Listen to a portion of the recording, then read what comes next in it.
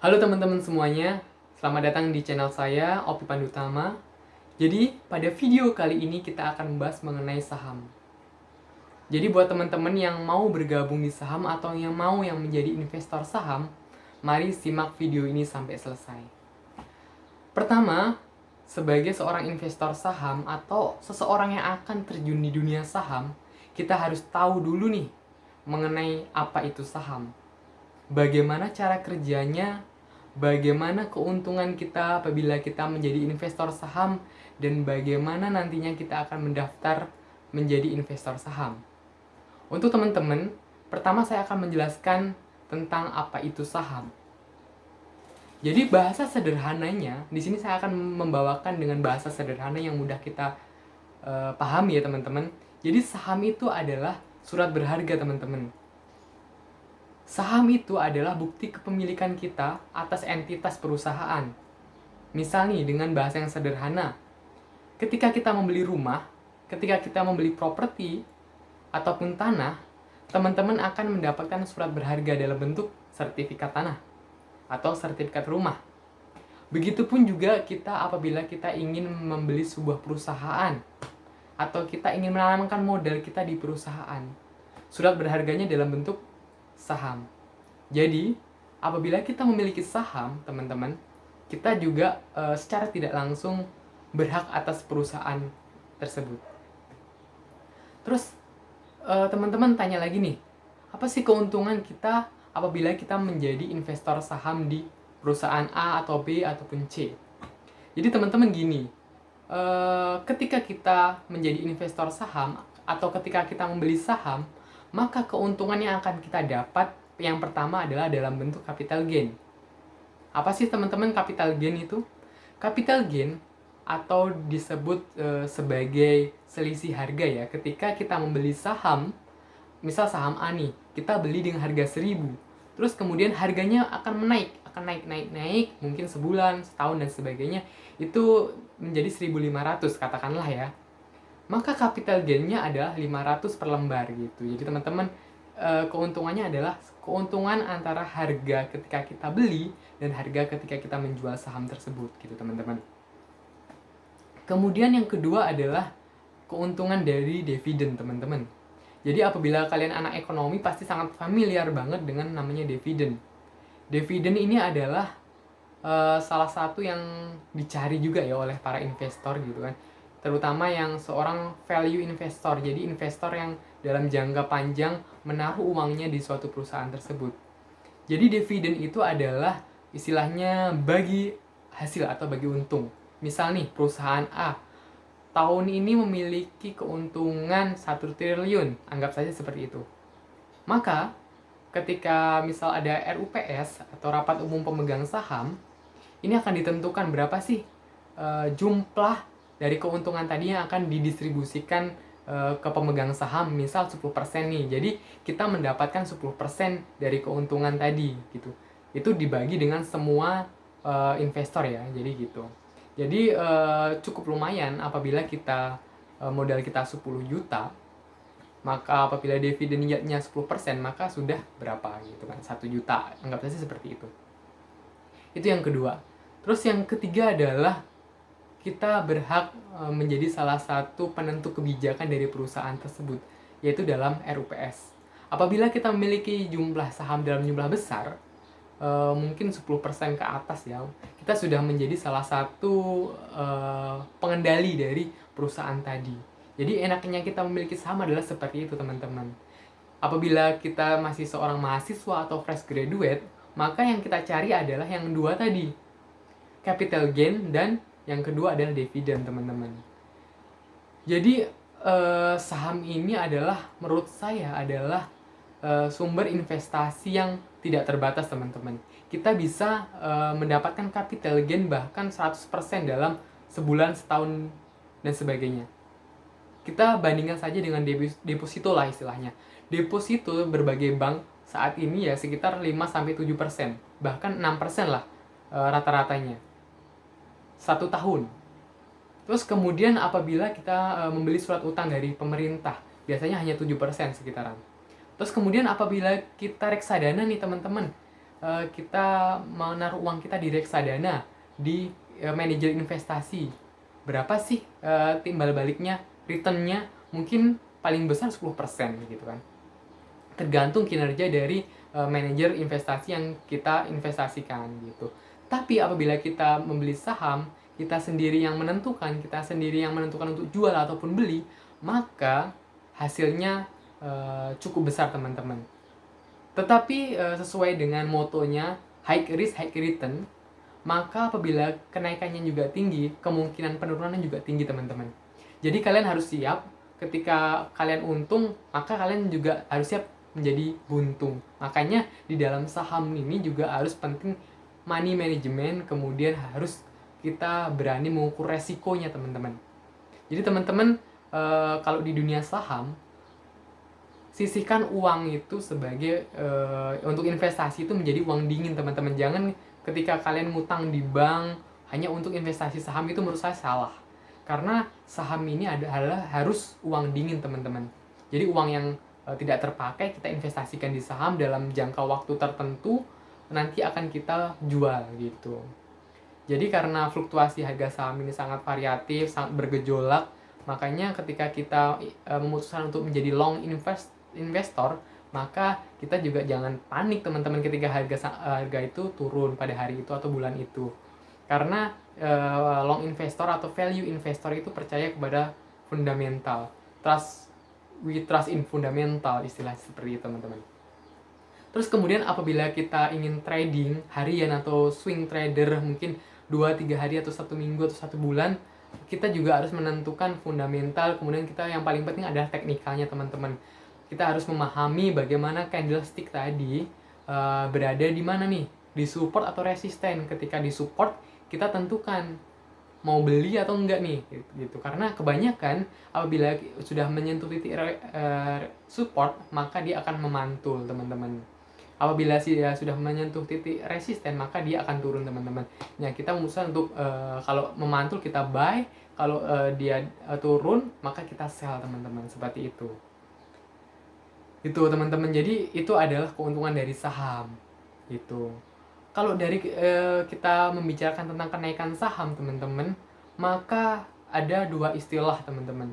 Ada istilahnya saham itu saham yang blue chip lah istilahnya, seperti itu. Blue chip ini biasanya market cap-nya sangat besar, jadi istilahnya sangat sulit untuk digoyang oleh bandar, jadi seperti itu teman-teman. Jadi biasanya saham ini agak stabil, kalau naik ya nggak naik terlalu tinggi, kalau turun nggak terlalu tinggi. Beda dengan saham-saham yang small cap. Istilahnya yang saham-saham ini market cap-nya sangat kecil, sehingga apabila dibeli dalam jumlah hanya berapa miliar gitu udah sangat bergejolak nih teman-teman, seperti itu. Jadi teman-teman juga harus tahu tentang bagaimana psikologi dari pasar tersebut. Jangan sampai kita ikut-ikutan beli, ternyata ketika kita beli harganya turun, ketika kita jual ternyata harganya naik teman-teman. Jadi teman-teman harus tahu, harus belajar, harus menganalisa bagaimana nantinya pasar itu bekerja. Teman-teman juga harus tahu nih kapan akan masuk dan kapan akan keluar gitu. Itu teman-teman. Jadi teman-teman pasti akan tahu dengan sendirinya ketika teman-teman sudah memiliki portofolio. Kalau untuk sekarang apabila teman-teman belum punya portofolio, maka teman-teman masih mengawang-awang nih seperti apa kinerja dari saham. Begitupun juga saya dulu gitu. Ketika saya tidak punya rekening saham atau kita tidak punya saham, saya juga bingung nih bagaimana cara kerjanya. Tapi saya membulatkan tekad untuk membuat rekening saham gitu. Saya analisis bagaimana cara kerjanya, sedikit-sedikit saya mengumpulkan uang untuk investasi saham. Dan untuk sekarang sudah paham gitu tentang bagaimana kinerja dari saham-saham tersebut. Sehingga kita memutuskan untuk ya apabila kita bermain ataupun kita menginvestasikan dalam jumlah besar itu tidak terlalu beresiko, beda dengan yang belum tahu. Makanya pentingnya untuk belajar, pentingnya untuk membaca buku, pentingnya untuk menganalisis teman-teman, seperti itu. Terus gimana sih teman-teman untuk cara membuka rekening saham gitu kan? Ketika teman-teman sudah tahu nih apa nih saham, bagaimana keuntungannya, terus teman-teman juga harus tahu bagaimana cara membuka rekening saham gitu kan. Percuma kalau kita sudah tahu saham tapi kita tidak membuka rekening saham. Jadi teman-teman semua, saham itu perlu kita buka ataupun kita harus memiliki rekening saham itu melalui sekuritas teman-teman. Jadi sekuritas itu sebagai brokernya, istilahnya yang menjembatani antara kita membeli saham dengan istilahnya perusahaan yang akan kita investasikan. Itu teman-teman ya. Jadi sekuritas itu bermacam-macam teman-teman. Ada banyak sekuritas di Indonesia yang sudah terjamin oleh OJK gitu kan. Yang pertama harus kalian perhatikan adalah rekam jejak teman-teman. Rekam jejak itu sangat penting sekali. Apakah sekuritas tersebut pernah bermasalah atau enggak gitu. Apabila bagus, maka yang kedua adalah kalian juga harus memperhatikan fee jual dan beli gitu kan. Karena setiap sekuritas itu memiliki fee jual dan beli itu berbeda-beda walaupun nggak besar sih gitu. Tapi apa salahnya yang paling kecil itu fee jual belinya kita pilih gitu. Karena apabila beda 0,01 saja, apabila kita investasinya dalam bentuk puluhan juta, itu sudah sangat berpengaruh teman-teman. Terus yang ketiga adalah aplikasinya teman-teman. Jadi setiap sekuritas itu memiliki aplikasi untuk trading ataupun untuk investasi sendiri-sendiri ya. Jadi teman-teman harus pastikan ketika mendaftar di sekuritas tersebut, aplikasinya ini user friendly, enak digunakan, nggak gampang nge-lag gitu kan. Teman-teman harus pastikan itu, karena ada beberapa sekuritas itu yang ketika kita pakai, ketika kita akan buy ataupun kita akan sell itu nge-lag teman-teman, bahkan terpending gitu, apa yang kita order, apa yang kita sell gitu teman-teman harus perhatikan itu ya. Terus yang selanjutnya adalah mungkin kalau bagi teman-teman yang masih pemula, mentor itu sangat penting. Jadi pastikan juga ketika kalian mendaftar di sekuritas tersebut memberikan mentor nggak sih gitu. Biasanya dalam bentuk grup-grup gratis WA maupun Telegram. Jadi teman-teman bisa menanyakan itu ke sekuritas masing-masing. Jadi apa sih sekuritas yang bagus? Kalau di sini saya tidak akan merekomendasikan sekuritas ya teman-teman, karena bagus atau enggaknya itu standar menurut saya. Karena yang sudah terawasi OJK ini menurut saya di Indonesia sudah bagus-bagus semua gitu kan. Tergantung bagaimana kita memilih yang terbaik dari yang terbaik gitu teman-teman. Ya teman-teman, seperti itu. Bagaimana sih caranya gitu kan? Atau yang paling mudah deh gimana sih gitu kan. Yang paling mudah adalah kalian datang ke IDX di kota kalian masing-masing gitu kan. IDX itu adalah Bursa Efek Indonesia gitu kan. Biasanya Bursa Efek Indonesia itu berada juga perwakilan kantor cabang itu di seluruh Indonesia ya, di kota-kota besar biasanya ada gitu. Di Palembang, Surabaya, Solo dan sebagainya. Kalian datang aja ke situ. Biasanya di situ sudah ada sekuritas yang nongkrong nih, biasanya ada 5 atau 4 tergantung dari cabang IDX tersebut gitu kan. Tanya di situ, kalian boleh tanya di situ dan daftar di situ. Itu paling mudah. Karena biasanya kalau di IDX deposit itu hanya 100.000 teman-teman. Nah, saya lupa juga bahwasanya deposit itu juga penting teman-teman. Jadi teman-teman juga harus memastikan ketika kalian daftar di sekuritas, depositnya berapa nih gitu. Karena setahu saya deposit itu ada yang 100.000 bahkan sampai 10 juta. Ada yang 5 juta nih harus deposit untuk istilahnya mengaktifkan rekening sahamnya lah. Itu mirip kayak kita membuka rekening bank teman-teman. Ya. Jadi deposit itu bukan untuk banknya, bukan untuk sekuritasnya, tapi untuk kita. Istilahnya untuk jaminan ketika kita ingin mengaktifkan rekening saham kita gitu. Itu uangnya juga nanti masuk ke rekening saham kita, tinggal kita nanti membelikan sahamnya gitu teman-teman. Jadi enak, menurut saya enak.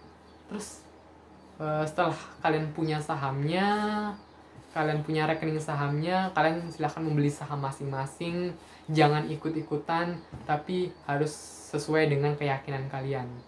Pilihlah saham-saham yang sudah terkenal, saham-saham yang sudah terbukti fundamentalnya bagus gitu kan. Terus satu lagi teman-teman, jangan lupa sering membaca news gitu kan. Karena berita itu sangat penting teman-teman bagi seorang investor gitu. Misal nih untuk komoditi, misal minyak ataupun oil ataupun CPO, itu biasanya untuk Indonesia itu harganya mengikuti dari internasional gitu kan. Apabila harga dari mancanegara itu anjlok, kemungkinan harga di Indonesia juga anjlok. Itu juga mempengaruhi saham itu anjlok juga, biasanya seperti itu. Jadi ada kaitannya antara harga di luar negeri dan harga di Indonesia. Makanya harga-harga komoditas itu harganya sangat-sangat berfluktuasi ya teman-teman. Seperti itu. Jadi teman-teman di sini kalau ingin mengenal dunia saham, saran saya adalah baca. Banyak buku yang diterbitkan, banyak buku yang diperjualbelikan itu membahas tentang saham. Dari IDX juga pun sudah mengeluarkan buku ya, kalau nggak salah namanya Yuk Nabung Saham. Itu baca aja, ataupun mungkin kalian juga punya tokoh-tokoh ataupun punya mentor, silahkan untuk belajar, pahami resikonya. Jangan sampai ketika kalian sudah terjun di saham, kalian nggak tahu resikonya, kalian nggak mau membatasi resiko gitu. Kalian harus siap untung, kalian harus siap rugi juga gitu. Jangan sampai ketika kalian rugi, kalian stres gitu kan. Gitu ya, teman-teman harus pastikan itu. Jadi itu teman-teman bagaimana yang harus kita kenal tentang saham. Kita harus belajar lagi tentang saham, kita sama-sama belajar tentang dunia saham. Karena yang saya amati, orang-orang terkaya di dunia, orang-orang terkaya di Indonesia itu memiliki saham teman-teman. Gitu ya. Sahamnya di mana-mana, karena apabila kita sudah pensiun, apabila kita sudah tidak bekerja, maka salah satu sumber investasi yang paling bagus itu adalah saham. Dari mana? Dari dividen gitu. Terus apabila kita ingin menjual sahamnya juga nggak masalah gitu teman-teman. Bahkan saham-saham blue chip kayak Unilever, kayak Kalbe, BBRI itu 10 tahun yang lalu sampai sekarang kenaikannya sudah berapa ratus % teman-teman. Bayangkan. Ada yang udah 132 kali, ada yang sampai 100 kali, ada yang 20 kali, dan sebagainya. Bayangkan saja seperti itu. Jadi teman-teman apabila ingin tahu tentang saham, baca bagaimana keuntungannya, bagaimana kerugiannya yang harus kalian tanggung ketika kalian masuk di dunia saham. Gitu. Yang penting jangan ikut-ikutan, kalian harus tahu sendiri, kalian harus memutuskan sendiri bagaimana keputusan kalian membeli saham atau tidak membeli saham. Karena itu sangat penting. Oke teman-teman ya, hanya itu yang dapat saya sharingkan pada hari ini. Nanti di video selanjutnya saya akan bahas